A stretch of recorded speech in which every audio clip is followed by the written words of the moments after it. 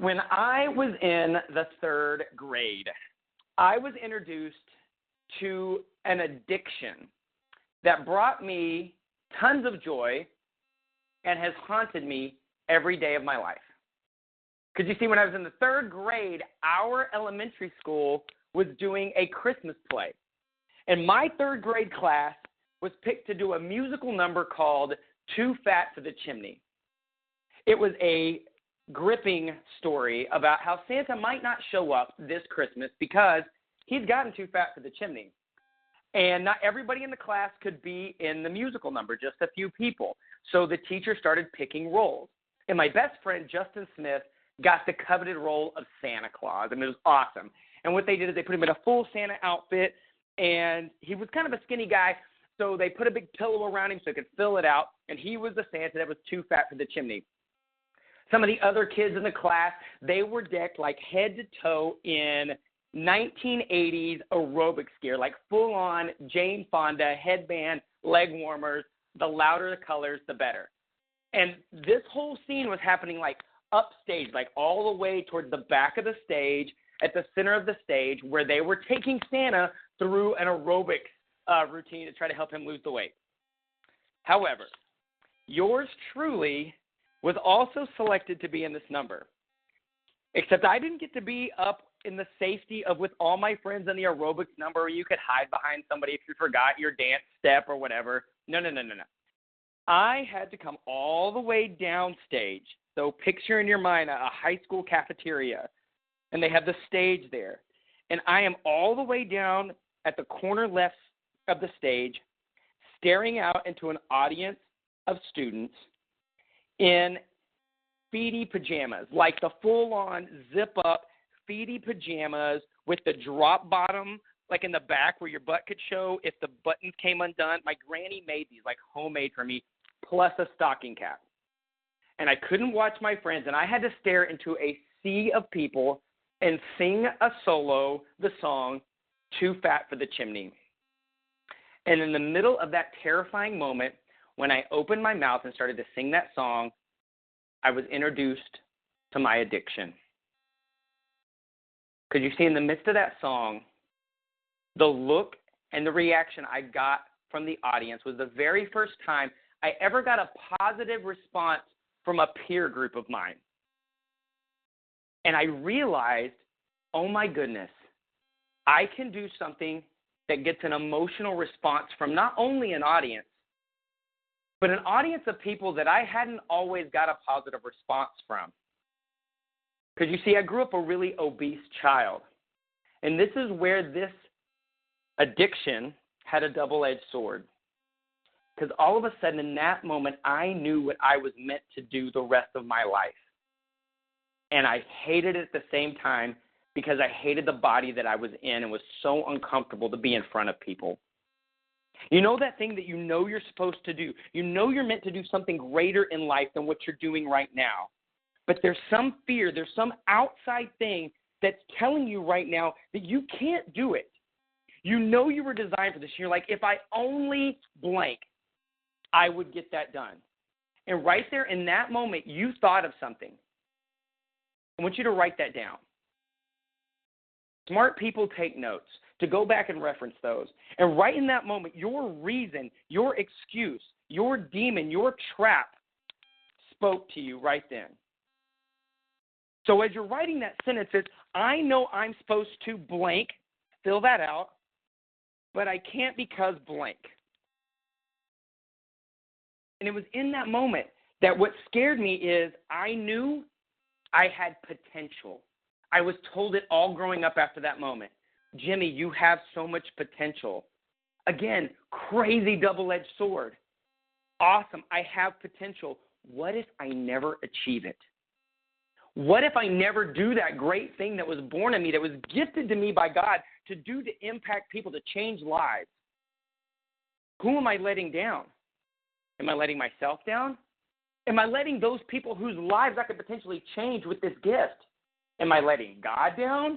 Am I letting my family down? The heritage, the gifts that I got from, mom, dad, sister, brother, cousins, uncles, that, all of this this heritage that mixed together to make the unique mixture that was me, that is you. And so many of us go through life thinking, what if we don't reach that potential?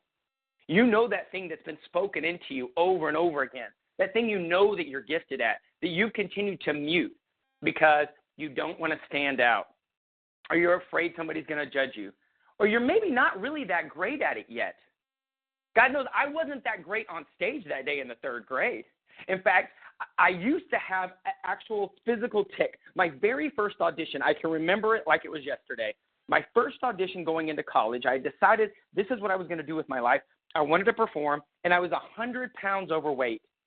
And right the first week of school, we had auditions for a play, and you were supposed to memorize a monologue, get up on this giant stage in the theater, and perform this monologue.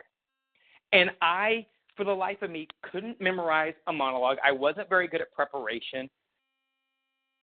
And I went on stage with a script in my hand, something to look at, which I wasn't supposed to do, and got on stage and was so nervous that I physically had a leg twitch, like a physical twitch that you could see when I was on stage.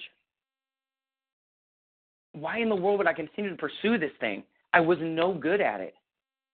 But there was something in my gut that said, Jimmy, you're designed to do this. There was fear. Not only was there fear, there was physical limitations that said, this is not in your future, Nelson. You're an obese guy who has a physical, twitch, awkwardness to you to do this thing. I had every reason to quit, every reason not to pursue this dream. But something in my gut told me it's time to go forward. I remember after I was introduced to Beachbody and I was able to, change my body using things like Power 90 and P90X to enough where I got enough confidence to move to New York City. My wife and I moved to New York City, and I was going to pursue this dream of being a musical theater performer, and I was auditioning on a daily basis for Broadway shows and, tours and TV shows and stuff. And my wife was the breadwinner the first few years that I was a coach. Yet I felt like I needed to contribute to the household some way because auditioning doesn't pay any money. And I remember it was right about the time I'd signed up. I'd been a coach for a little bit, but I don't know that I treated this thing like a business. It was just kind of that thing over there, that thing over there that got me a discount, and there were some cool people. And I remember occasionally I would do promotional gigs. And for those who don't know, that promotional gigs, sometimes I would be in a department store doing a coffee demonstration from a home coffee maker, and sometimes it was passing out flyers. But I remember this one particular morning, I had to get up at 5 a.m., take a train into Times Square. So for those of you that have been to Times Square before in New York City, or you've at least seen pictures of the movies, right? It's like the hub. It's the middle of the most populated the city in the world, right? Everybody knows New York City. That's the heartbeat, I think, of the world, is Times Square, New York City. And I had to show up there, and I was given a Newsies outfit. So I don't know if you remember the movie Newsies, right? It was this group of paper boys, and they had the funny kind of little hat and the little knicker pants, and I had to literally, now granted, I'm a 30-year-old man at this point, married, 30 years old, 5 o'clock in the morning, having to put on this Newsies outfit and pass out chocolates to the oh-so-friendly people of New York City at 6 a.m.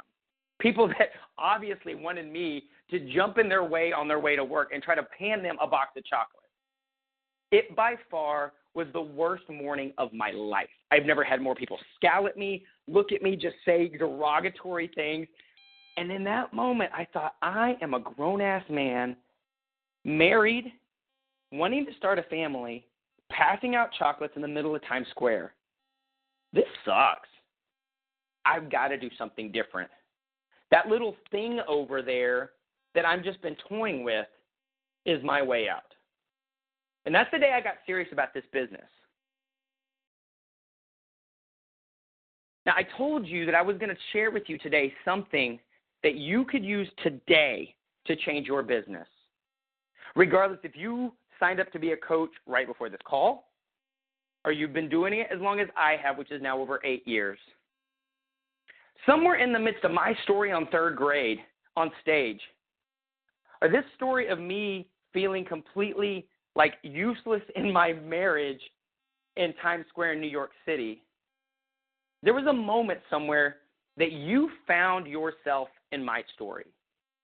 Maybe you never got on a stage in third grade and had to sing to people in feety pajamas. Maybe you never got in a Newsies outfit in Times Square.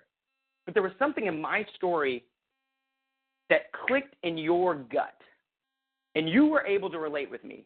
You knew who I was in those stories. Neither were stories of me bragging on my accomplishments. Neither were anything about the laundry list of things that you heard when I was introduced in this call. The thing you have right now, if you will choose to embrace it and share it, is your story. Not your story once you hit that rank. Not your story once you hit that physical body type. Not your story when you hit elite, or you're an after photo, or you're in a video, or whatever it is that you're waiting to hit first before you start sharing. I'm going to share a quote with you. The quote goes, "The most powerful person in the world is the storyteller. The storyteller sets the vision, values, and agenda of an entire generation that is to come." Steve Jobs. And my little take on that is the storyteller has nothing to do with your weight, with your rank, with your experience, or your income.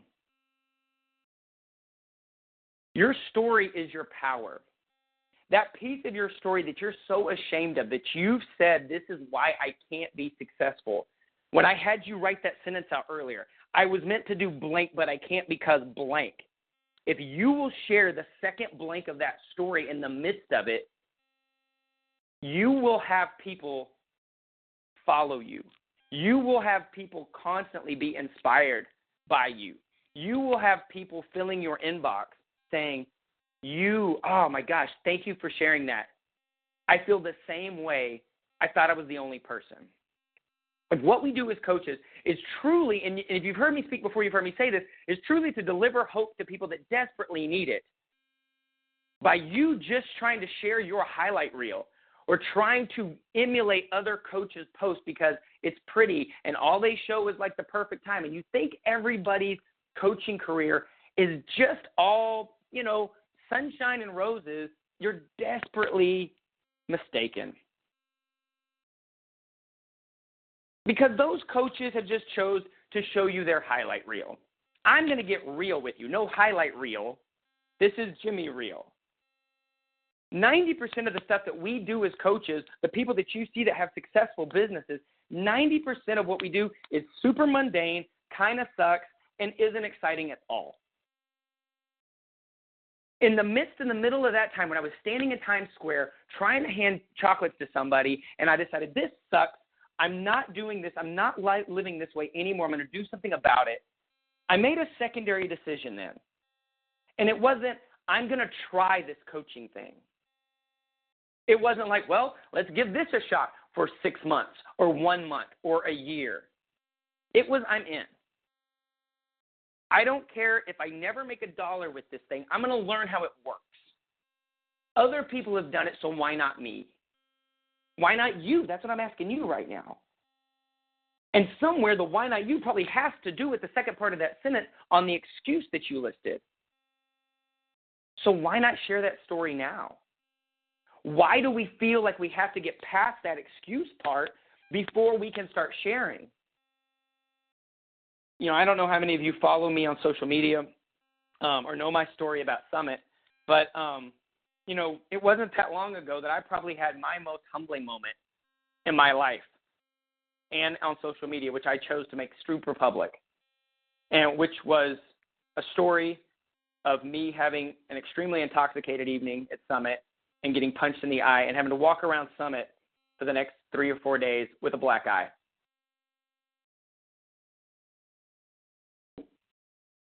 My inbox was packed with thank yous, with well wishes, with people saying, I'm right there with you and I've never said anything. They weren't messaging me because I'm a 13-star diamond coach. They weren't filling my inbox thinking, hey, Jimmy, loved you in Insanity as a good squats guy, or wow, you look great in PiYO. Quit chasing fame, man. I did that for a long time. I was Beachbody famous way before I ever did anything with this business. And you know what? It doesn't pay jack. People knew who I was on an infomercial, but I couldn't bring my wife home from her job. So was it worth it? I chased fame for a long time in this business, guys. And it's a nice ego stroke for a minute, but it's shallow and it's hollow. And if you get it while you're building your business, bonus. But stop chasing that. Stop only trying to share the highlight reel of things. Get real with people. You know, I was just recently at an event this past weekend with Bo Eason. And if you don't know Bo, you need to. Look him up. And we did an entire weekend about talking about the power of our story. And he reminded me of something that I already knew. But he was talking about stories, you know, just epic stories. What stories do we just rally around? What are the stories that we love?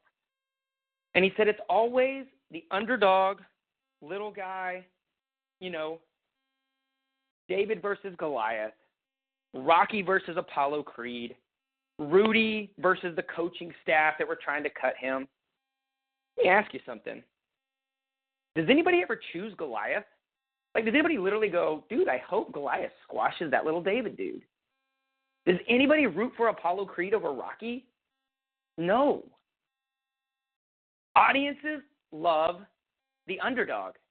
Audiences love the flawed character trying to fight and claw their way out of their current circumstance, which is you. That's you right now. I know it is because it's still me. There's still things I'm clawing through. There's still things I'm fighting for, so I'm going to share it. You know why? Because I'm going to get through this thing, and I'm going to bring some people along with me. I'm not going to wait till I'm on the other side, because who knows if I ever make it to the other side. And people can't relate with me when I'm on the other side. People can't relate with you on the other side. They want to know right now why you're struggling with that weight thing, that you're kind of on and off and on and off. You've fallen off the wagon for the third time this month. Why? Because they did too, and they need to know somebody else is in their corner. They need to know somebody else needs to know. You know, I've been doing this coaching thing for a year, and I'm still not making money, and I'm barely hanging on to Emerald right now. But you know what? I'm going for a diamond coach. I know that's where I want to go. I'm looking for some, you know, I'm not polished. I'm flawed. I'm looking for a few flawed teammates to come with me and just flaw this thing up together. Why not? Why are you so worried about being perfect? When's the last time you chased perfection? I mean, you followed perfection. People want to be led by someone with scar tissue. That's who we root for. That's who we cheer for. And you know what? You can be that person to somebody right now. Tonight, when we hang up the phone here, you can reach out and share the flawed story. But I'm going to tell you this. Share but don't dump. It's not a woe is me. Don't be Eeyore. There's no time for Eeyores in this. You know, Eeyore, the donkey's like, thanks for noticing me, and he just feels sorry for himself. Nobody's inspired by that crap. What they're inspired by is, look, this is my current situation, but this is where I'm heading. I'm choosing not to give up. Here's where I'm going. Does anybody want to come with me? But stop waiting till your story's perfect. Your story's perfect right now. You just haven't told it yet. You're too busy trying to be like that coach that you saw in the national wake-up call, or that coach is on your team that every time they do a post, you go try to copy it somehow. You know why it works for them? Because it's their post. It's their story. You're underestimating your story. Your story may kick that story's ass, and you just don't know it. Because that story looks polished. Because that story looks Pollyanna. Because that story looks like a Hallmark greeting card. I don't want to follow a Hallmark greeting card. That's not what I'm inspired by. Audiences choose David. Be David. Stop trying to be Goliath. For the love of God, stop being Goliath. And it's happened. There's too much of that in the network right now. This kind of celebrity culture of everybody going, man, someday I'm going to be the flashy person. I'm going to be. So they think they got to get there before they can start sharing their story. I said it once. I'm going to say it again. People want to be led by somebody with scar tissue. You have it. I have it. That's what makes us human beings. So I want you to do me a favor. I want you to share your story tonight, tomorrow. It doesn't have to be long. You can keep it short. It didn't take me long to tell you my third grade story. What it drives me, right? I knew I was supposed to be in front of people. Had a lot of insecurities, but I kept fighting through.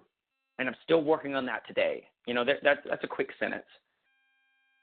I would love for you to fly by my Facebook page tonight. Just go to Coach Jimmy, facebook.com/Coach Jimmy, and share with me your story, right? Let's all share our dirty flipping stories together because we have power in team, right? It's Team Beachbody, right? You're a part of a team. You're not isolated. So we can all sit around the social media campfire and share, one of my favorite things to do with, and guys do this a lot, is when guys get around other guys with I have a reconstructed right knee from a basketball injury when I was in ninth grade. And anytime somebody, sees the scars, they're like, okay, tell me the story. And we as guys get all right, what's yours? How's yours? What's this? What's that? So let's get together and share scars and talk about why we're not allowing that scar to define us, why we keep plugging in, why we haven't quit, why quitting's not an option, why we're going to be in this thing forever and ever and ever, regardless of what Thursdays say or what our back office rank says. The minute you'll just let go of that and share your story with the intention of impacting somebody else who feels isolated right now, and you maybe think, I know what you're thinking right now, Jimmy. Nobody's story's like mine, or my story's not big enough, or nobody cares. Lies, make liars. You've got to get rid of that. I don't care if it's a baby story. I don't care if it's a big, hairy, nasty, embarrassing story. Both touch people. But if you don't share it, somebody's life isn't impacted. And that's crazy selfish of you. And you didn't get in this thing to be selfish. You got in this thing to impact other lives. You got into it to improve your life. But there's a part of you, when you signed up with the word coach by your name, that you took on the mantle to inspire somebody else as well. That's going to happen when you share your story. And the only way you're going to get better at sharing your story is by practicing it. I totally sucked at all this when I started. Come with me. Be the fat kid on stage shaking with a piece of paper in his hand, because you're not in this alone. I was on that stage all by myself. You're not on this one. You're not on this one by yourself. So I want you to stop by my Coach Jimmy page, share your story. And we can all share stories, right? And talk about, this is what I did, but this is why I plugged in. This is why I became a coach. This is what I find in this community. Even if my stats aren't there yet, or my weight loss isn't there yet, or whatever excuse and BS thing that you told yourself on why you can't be successful yet, stop waiting. Stop waiting for permission to be successful. Just share where you are today. Hey, I signed up to do this thing. I got my good days, I got my bad days, but I'm still looking for people to inspire because this thing has helped me in this way. You're so powerful, and your story's so powerful. Quit downplaying it. You got to share it every day.